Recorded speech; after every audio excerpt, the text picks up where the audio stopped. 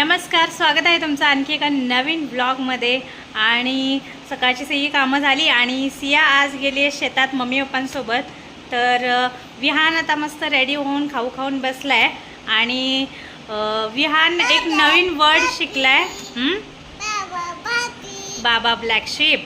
हां, तर विहान ना एक कर ना बेबी, तू कुठलं हां गाणं म्हणते बघा बघा, हां बोल बोल। Baba black sheep, have you any wool? Yes sir, 3 bags full. पेंगे पेंगे पेंगे का टेंगे ते कुठलं गाणं नाही का? हां आणि आमचं बाळ एक नवीन वर्ड बोलायला शिकलंय। कोणता? ते नाही हे वर्ड राईम नाही, हो स्टोरी बोल। ये स्टोरी बोलायला शिकले। स्टोरी स्टोरी बोल, स्टोरी। हा तर मी आता एक स्टोरी सांगणार आहे। स्टोरी सांगू? हां बस खाली, इथे बस, आपण स्टोरी सांगूया, बस खाली बस। डिशूम स्टोरी कोण ऐकणार आहे?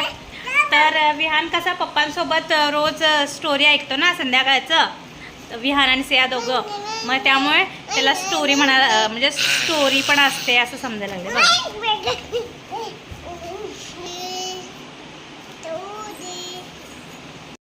तर स्टोरीवरून एक आठवलं मला। काय काय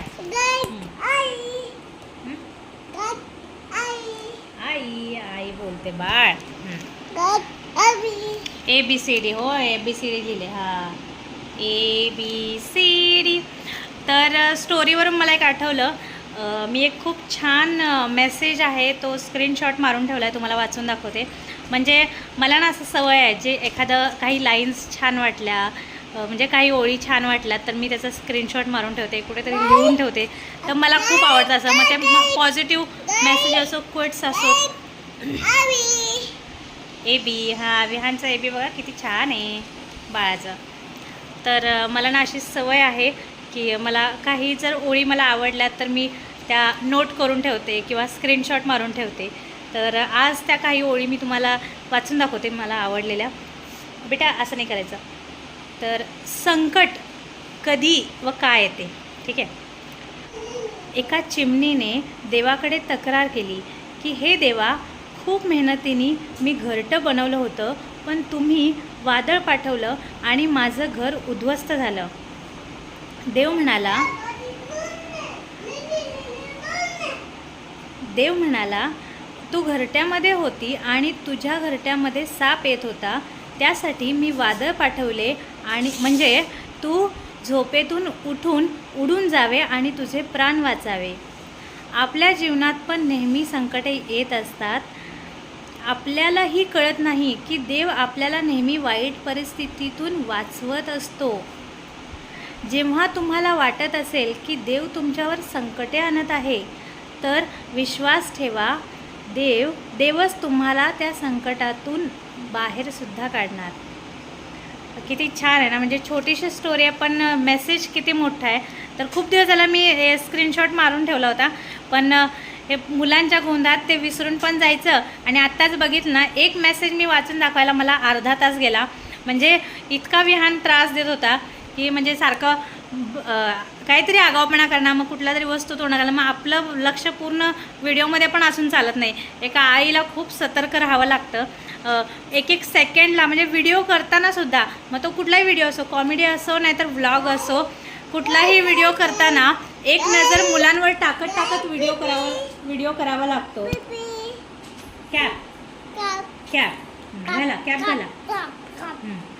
कॅप तर असं म्हणजे प्रत्येक वेळेला एक सेकंडला नजर मुलांवर ठेवून काम करावं लागतं। आत्ता मला एवढं 4च ओळी होत्या, पण ते मला वाचायला ऑलमोस्ट अर्धा ते पाऊण तास गेला माझा वाया। पण ठीक आहे, लहान मुलं चालणार। पण इतका हा मेसेज पण इतकं मला हा मेसेज आवडला ना, म्हणून म्हटलं आज वाचून दाखवूया काही पण करून। तर फायनली मी तर छोटासा 4च लाईन आहेत पण त्याचा मेसेज किती मोठा आहे. तर असंच असतं आपल्या आयुष्यातसुद्धा. आपल्याला असं वाटतं की माझ्याच लाईफमध्ये प्रॉब्लेम्स का येत आहेत, मलाच सगळं का भोगावं लागतं आहे किंवा माझ्याच लाईफमध्ये एवढं प्रॉब्लेम्स का आहेत. पण असं नसतं. काही वेळेला जे काही होतं ते चांगल्यासाठीच होत असतं. पण नंतर आपल्याला कळतं त्यावेळेला असं आपल्याला वाटतं की ऑब्व्हियसली कुणालाही वाटणार, संकट आल्यावर आपल्याला वाटणार की मला का हे असं. पण त्यात पण काहीतरी चांगलं देवानी योजलेलंच असतं. आणि कसं आहे ना, ज्यावेळेला आपल्याला संकट येतात ना त्यावेळेला आपण आपल्यापेक्षा अशा लोकांकडे बघायचं ज्यांना आपल्यापेक्षासुद्धा जास्त संकट आहेत किंवा आपल्यापेक्षासुद्धा जास्त टेन्शन आहे. मग त्यावेळेला आपलं टेन्शन आपल्याला कुठेतरी कमी वाटतं. तर हे बघा मी कॅप घातली आणि कसं घातलं हे हां. चला आता मी ना जरा कपडे वाळत घालायचे राहिले तेवढे घालून येते. मग विहानला मला भरवायचं आहे म्हणजे खाऊ द्यायचं आहे आणि खाऊ दिल्यानंतर मग त्याला झोपवायचं पण आहे. बघा किती वेळ बघा हां. म्हणजे आपल्याला ब्लॉगमध्ये पण बोलायचं असतं पण डिस्टर्बही करायचं असतं आम्हाला. हां सारखा फोन ओढणार, हे घेणार ते करणार. हां तर सिया गेली शेतात आणि त्यामुळे आता त्याला जास्त इरिटेट होतं. म्हणजे खेळायला पण कोण नाही आहे. प्लस आता काय दिसते समोर तर जे दिसतंय ते ओढायचं आहे. कुठं तर त्यांची पण इरिटेशन निघत असते कारण लहान बाळ आहे त्याला पण जास्त फिरायला मिळत नाही. म्हणजे शेतात वगैरे सिया जाते तसं त्याला जायला भेटत नाही. अजून थोडे दिवस नंतर तो पण काय ऐकणार नाही सियासारखा. पण मला कसं होतं माहिती आहे, सिया जेव्हाला जाते ना तेव्हा मला खरं तर असं मला करमतच नाही मला सिया नसली की. म्हणून मी तिला शक्यतो नाहीच नाही म्हणत असते. पण ज्या वेळेला म्हणजे त्यांचा पण मनाचा विचार करावा लागतो ना कारण सुट्टी त्यांना रोज नसते. आणि एकदा स्कूल चालू झाली आता तर फर्स्टपासून खूप म्हणजे 5-6 तास शाळा वाढली आहे. त्यामुळे तेवढा वेळ त्यांना बिझी, परत दमून येतात. अभ्यास पण खूप असतो, इतका असतो की बापरे विचारूच नका. मग वाटतं की जाऊ दे सुट्टी आहे एन्जॉय करू दे. आणि ज्यावेळेला मी नाही म्हणते ती खूप हेरमोड होतो तिचा आणि खूप सॅड फील करते. पण ज्यावेळेला मी तिला परमिशन देते ना जायची त्यावेळेला तिच्या चेहऱ्यावरचा आनंद बघण्यासारखा असतो. आजच मी कॅप्चर पण केला आहे शॉर्ट व्हिडिओ, अजून टाकायचा आहे तर तो अपलोड केल्यानंतर नक्की बघा. तर खूप खुश असते ती इतकं की बोलायलाच नको. म्हणजे मुलांना तेवढंच पाहिजे असतं ना की बाहेर थोडंसं फिरून यावं. घरात पण बोर होतात. तसं विहान पण आता घरात बोर होते आणि त्याच्याबरोबर मी पण असतेच घरी. म्हणजे मी काय त्याला सोडून कुठे जाऊच शकत नाही आणि त्यामुळे आम्ही दोघं पण बोर होत असतो. मग कधी तर आम्हाला जायला भेटतं. आता शेतात तर अजून कसं खूप काम चालू आहे त्यामुळे आम्ही जात नाही. आता बघूया कधी एकदा मुहूर्त लागतो आहे शेतात जायचा. तर चला आता जाऊन येते आधी टेरेसवरती वाळत घालून कपडे आणि नंतर भेटते. बिल करून बघितला काय होईना. मला म्हटलं 1 तासानंतर येता काय सगळं क्लीन चकाचक करून चालू करून देतो. मी म्हटलं मी चाललोय पुण्याला, माझी 7ला ट्रेन आहे म्हटलं. परत मी कशाला येऊ इकडं. मग परत त्यांनी म्हटले की थांबा म्हटले. थांबून मग करून बघितलं चालू होते. ह्यात फिट केलं, लावलं, टाइम सेट केला, परत बंद. 2दा तसं झालं. मग शेवटी त्या बायानं म्हटलं किती रुपये दिलता तुम्ही. म्हटलं 100 रुपये. ठीक आहे 100 रुपये म्हटलं. नंतर मी म्हटला ठेवून जावा गाड्या. 100 रुपये दिला हातात पकडून. मी पण म्हटलं बरं ठीक आहे राहू दे म्हटलं. म्हटलं सेल बसवलंच की तुम्ही म्हटलं 100 रुपये परत काय सध्याला. नाही म्हटलं सेल काढून घेतलं म्हटलं. मी काय चालणार नाही तर सेल कशाला. तर राहू दे म्हटलं मला पैसे म्हणून मिळाले.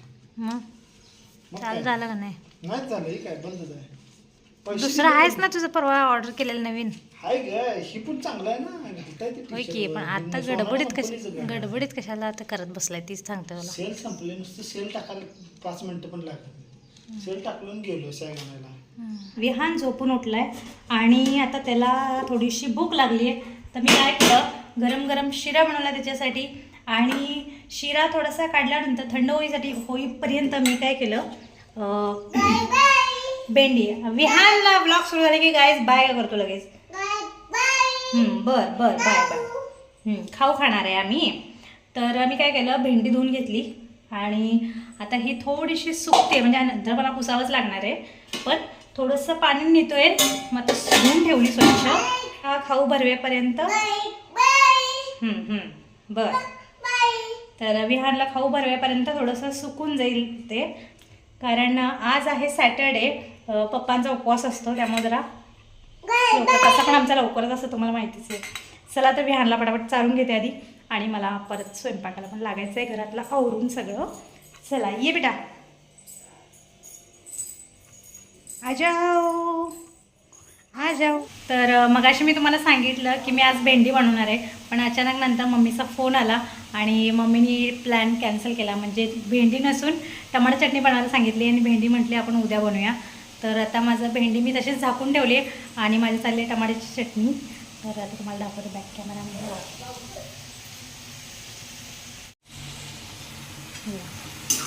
टोमॅटो चटणी बनवायची चालू आहे आणि थोडीशी आता कमी तिखट तुम्हाला दिसत असेल. तर मी आधी सिया विहानसाठी थोडीशी काढणार आहे कमी तिखटवाली आणि नंतर एक्स्ट्रा मग जास्त तिखट टाकणार. आणि इकडे पण थोडासा मसाला मी ठेवलेला आहे. आज भाजून नाही म्हणजे आता भाजून नाही ठेवला मी, असंच ठेवला कारण आता लगेच बनवणार आहे. तर काय बनवणार आहे मी, रात्रीच्या चपात्या राहिल्या होत्या 2-3, तर मी त्याचं काय करणार आहे आता, तुकडं बनवणार आहे. खूप लोकांना माहिती असेल तुकडं म्हणजे काय, आय होप. तर उरलेल्या चपात्यांचं आपण बनवतो कांदा टोमॅटो कढीपत्ता टाकून, मोहरी पण टाकतात. तर आता हे टोमॅटो चटणी झाली की साईडला काढणार आणि मग मी तुकडं बनवणार. तर बघा, मला जर जास्त वेळ लागणार असतात तर मी लास्ट टाईम कसं तुम्हाला मी ट्रिक सांगितली मिनी ब्लॉगमध्ये की असं भाजून आपण ठेवायचं, जेणेकरून आपल्याला आयत्या वेळेला लगेच इझिली करता येतं. म्हणजे जसं मी सिया विहानची खिचडी केली होती तसं. तर आता मी लगेच तुकडं बनवणार आहे ना, त्यामुळे मी भाजून नाही ठेवलं. जर थोड्या वेळाने किंवा जरा एक 4-5 तासानंतर बनवणार असेल तर मी भाजून ठेवलं असतं. त्यांचा राडा पडला आहे बघा, हे बघा. ही मगाशी घासलेली आहेत भांडी, पण आत्ता एवढी पडली. हे बघा, ऑलमोस्ट एवढंच भरेल अजून मला असं वाटते. चला तर मग फटाफट करून घेते, कारण मम्मी यायची वेळ झाली आहे की नाही.